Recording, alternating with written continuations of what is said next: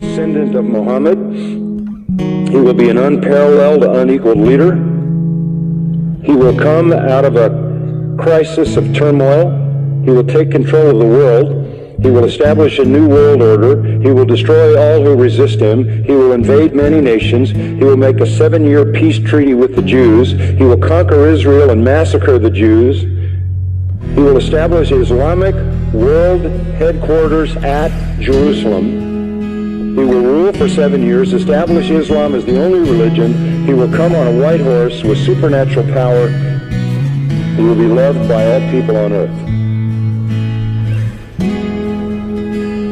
So Jesus will return. Yes, Muslims believe that Jesus will come again. They believe in the return of Jesus. Not the true Jesus. The Jesus of Islam, not God, didn't die, didn't rise, didn't provide a sacrifice for sin, but he does return. He's a prophet, and he comes back, and he has one purpose when he comes back, and that is to assist and aid the Mahdi. He returns, listen to this, as a radical Muslim. He comes back as a radical Muslim. He will arrive, by the way, at a minaret near Damascus. And he will come back holding the wings of 2 angels who flew him down to meet the gathering army of the Mahdi in the east, the army of the black flag. Jesus, when he comes back, will pray to the Mahdi, who is greater than he. He will acknowledge the Mahdi as his Lord. He will make a pilgrimage to Mecca. He will worship Allah, and thus he will lead all Christians who will follow him to reject their notion of Jesus and accept the real Jesus, who is nothing but a prophet and a man. He will establish worldwide Sharia law.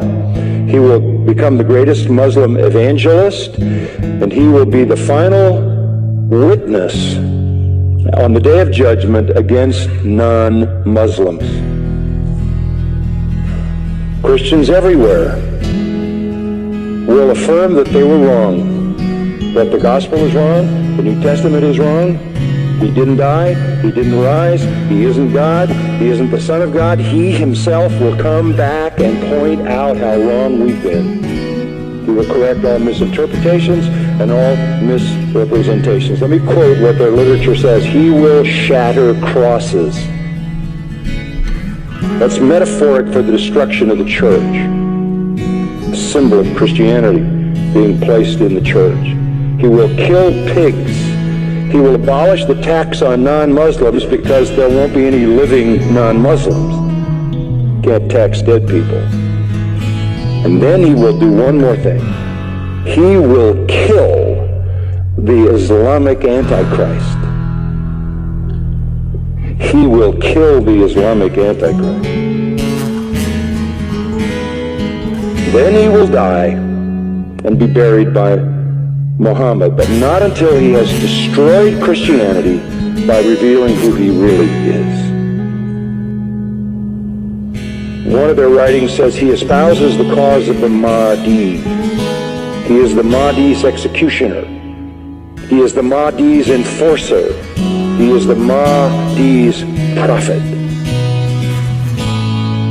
And it is he who kills the Antichrist. That leads me to the third person. The Antichrist will show up. The Muslims call him Dajjal. He is the great deceiver. He comes to earth on a mule, and he's blind in one eye. He is an infidel. He is a false miracle worker. This Antichrist, this Islamic Antichrist. But you know who he claims to be? He claims to be Jesus, the Son of God. He claims to be deity. He will attempt to stop the Mahdi and the true Jesus. but the true Jesus will slaughter him.